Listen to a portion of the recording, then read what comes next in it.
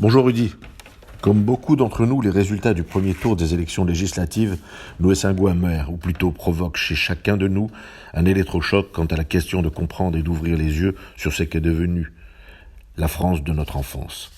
Beaucoup sont ceux qui, fermant les yeux, ou plutôt préférant ne pas voir, ont gardé l'image d'une France républicaine forte, dont le triptyque liberté, égalité, fraternité serait le socle fondateur et protecteur. Une France des droits et des devoirs.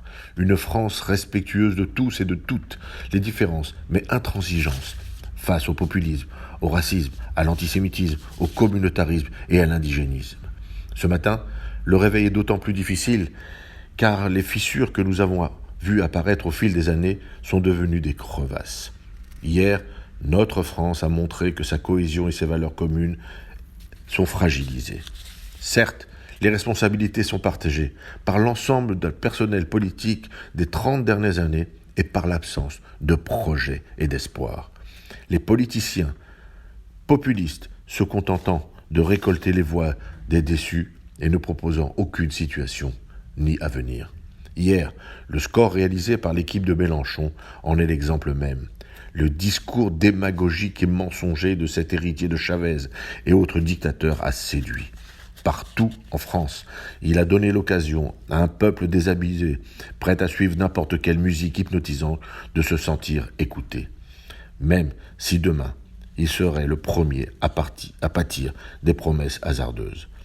Les résultats des mélenchonistes sont certes impressionnants, mais soyons rassurés, cet individu ne sera jamais le Premier ministre de la France.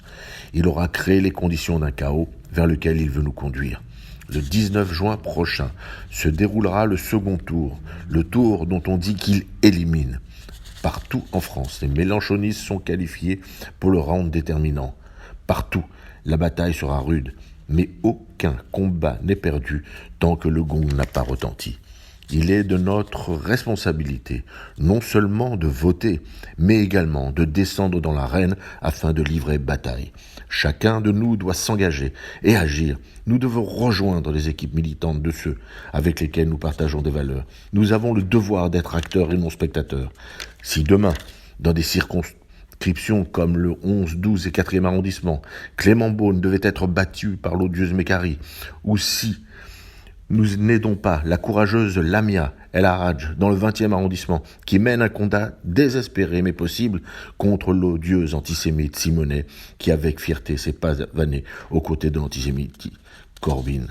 Comment oserons-nous nous regarder en face et comment expliquerions-nous à notre jeunesse qu'il ne faut jamais baisser les bras ? Le 19 juin au soir, les dés seront jetés. Nous avons encore quelques jours pour barrer la route à ceux qui rêvent d'une France divisée et où être juif et soutenir Israël serait impossible, voire même dangereux.